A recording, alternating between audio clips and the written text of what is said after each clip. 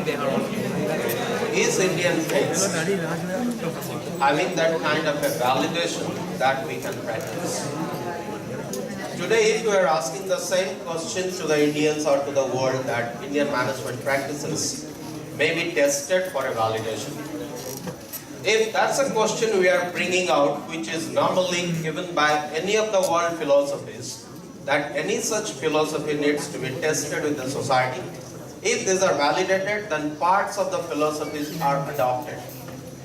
But the dichotomy with Indian management system is, with the Indian text is, none of these texts were written without validation.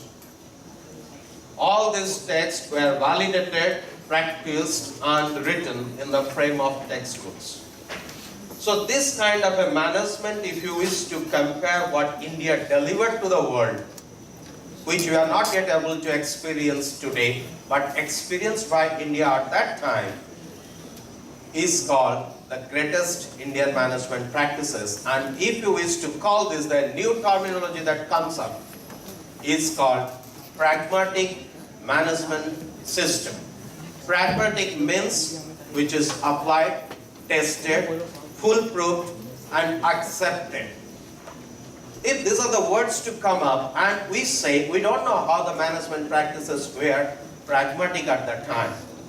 This is the person who is known as a very great statesman of our country, the great ruler of the world, designated by the world. You can count all the great rulers in your fingertips. India had only two. The one is Asoka the Great, next was designated Akbar the Great.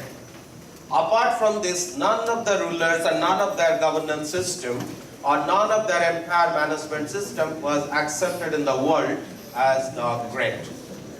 Rome had given two, Julius Caesar, Augustus Caesar. And both their names are taken in the calendars, which we call July and August. Alexander the Great, who was almost 100 years before this Asoka the Great, who conquered almost the then so-called civilized world and tried to conquer India. And if you look at in that context, Alexander could have conquered India very conveniently. He attacked India by the invitation of a Raja called Ambi. Ambi was the king of the territory called Gandhar, that means where the University of Takshila was located. Raja Porus was defeated in that war, and Alexander had a chance to get inside India to conquer all the kingdoms, because these two happens to be the most powerful. The thing is, Alexander failed in getting inside India, so that we do not have Indo-Greek population inside India. One general, one king, without a kingdom, a general with his army resisted Alexander the Great and defeated him thrice. He is the grandfather of Asoka the Great. Without being a king, having an army, fighting back to the Greeks and putting a block onto the Greek invasion inside India, isn't it something very surprising? And who were the financiers of this? Who financed for such a big army? When this question comes up, it was financed by no one but the scholars and students of Takshila University. Because Takshila was almost teaching to students across 36 countries. All the top names of any of the Indian kingdom in the form of ministers, kings, generals, chieftains, anything were trained in this university. And the only strategy they adopted, they financed by donations, by contributions, which we can call generosity for the saving of the motherland territory from a foreign invasion.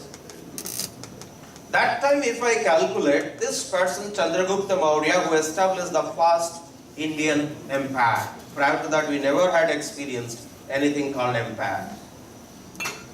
It was established under the guidance of his able guru called Chanakya with all the principles.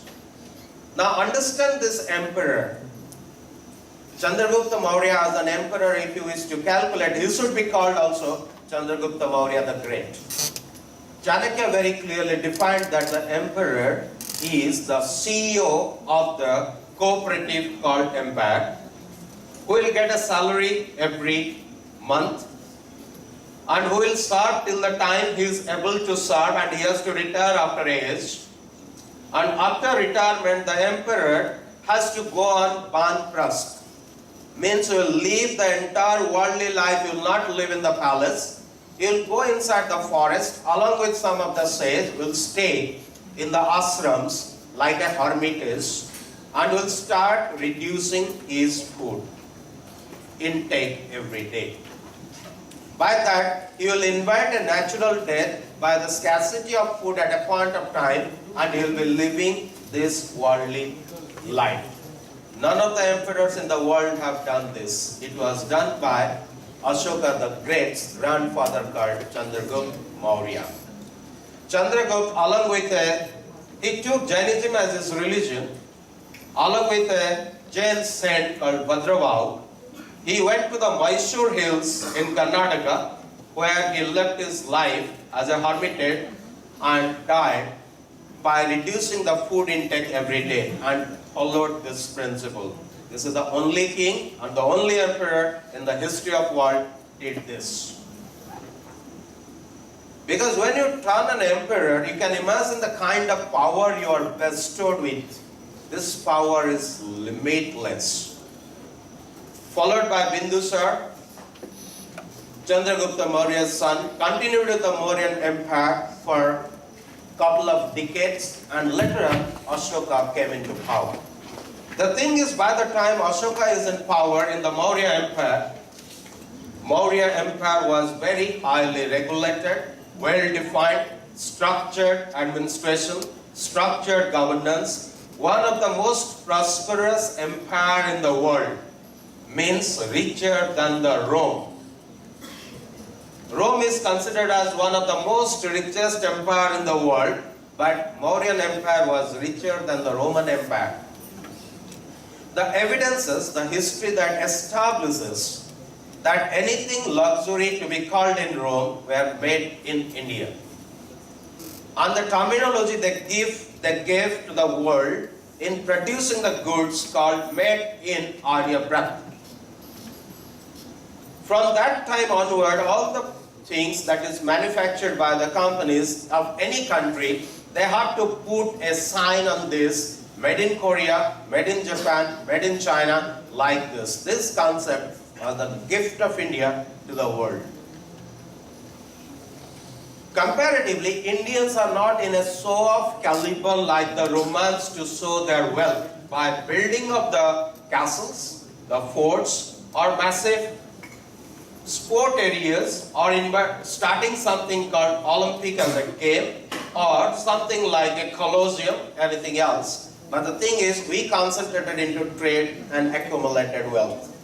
If I take the Maurya period that time when Asoka was there, the per capita income of Maurya period, if I calculate as today's rate, which you can understand very comfortably, comes out to near about 58 lakhs.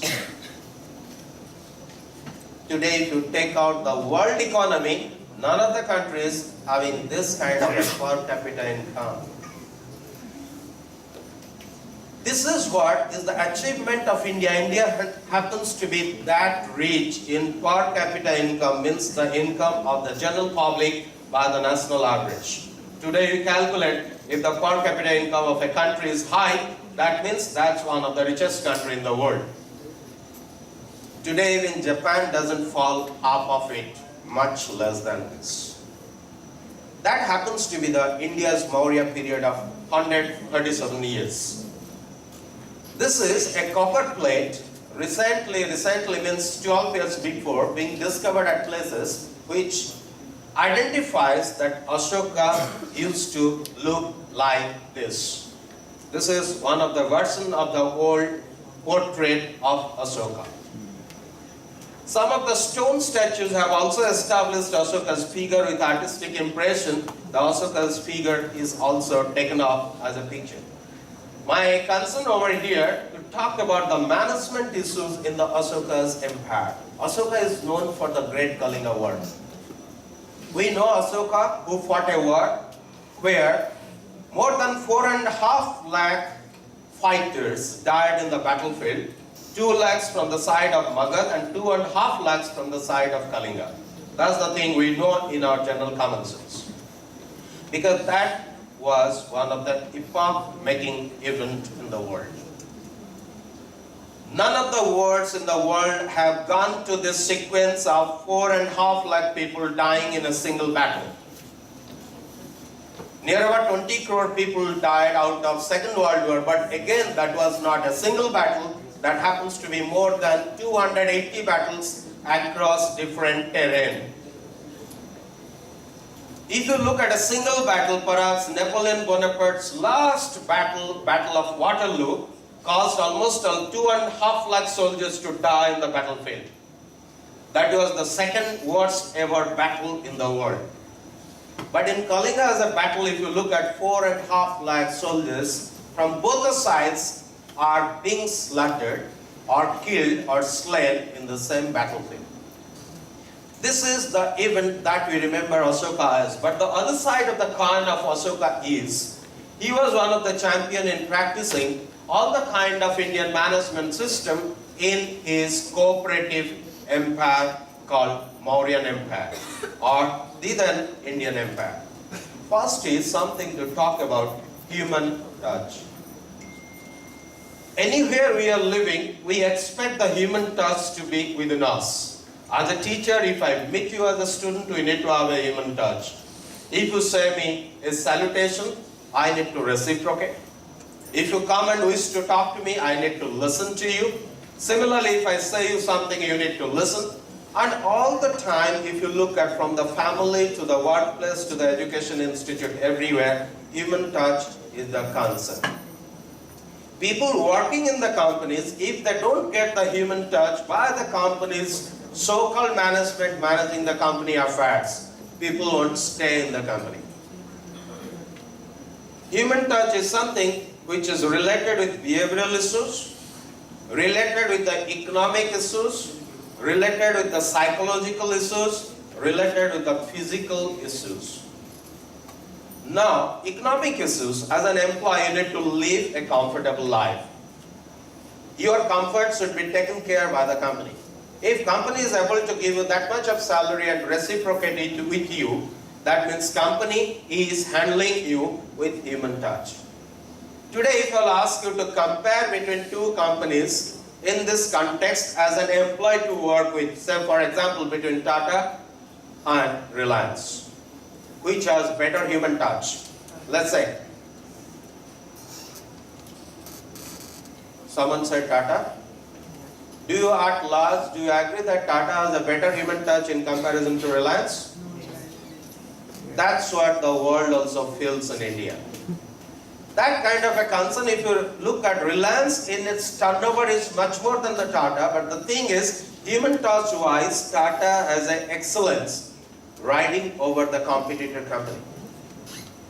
Joining Tata and taking care of the employees is the culture in Tata, that's what we consider. Similarly, there are many companies in the world which are very well claimed as having the highest level of human touch. Second aspect, if I look into a humanitarian concern, human touch is a humanitarian concern, but the greater thing is justice in the company needs to be delivered. Delivering the justice means depending on the seniority of the employee and the employee's family liability that increases children education, daughter's marriage, house, comforts, etc. So the salary needs to reciprocate to that aspect. If that's taken care of, is something called humanitarian concern. Employee concerns first, customer next. All the time we have heard in the management that customer comes first, employee next. Customer is the king and employee's job is to serve the customer. Vice versa is also true. If you consider that employee comes first, customer comes next, then what happens? You get the most satisfied customers for your company for your brand sale, for your product sale. If you take care about the employees, as its first concern, the next concern comes is the customer. If you take care of your employees, they take care of the customers.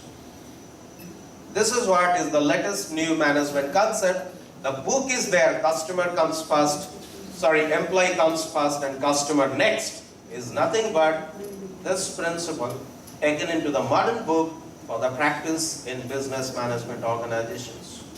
Business organizations, excellent corporate governance.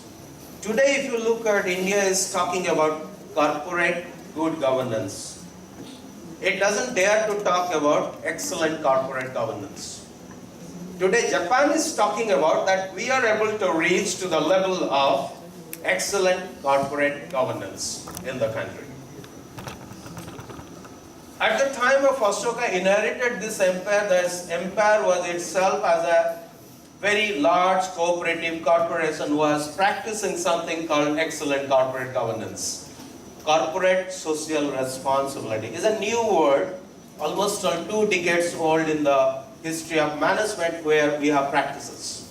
Everyone is talking about CSR. Care for the society because you are earning from the society. As a company, give back to the society. This kind of a concept is much older. If you look at this concept is somewhat 100 to 200 years before Asoka the Great's administration was in practice in India. Good governance. Good governance talks about that everything formed in any part should be in the form of betterment of the society,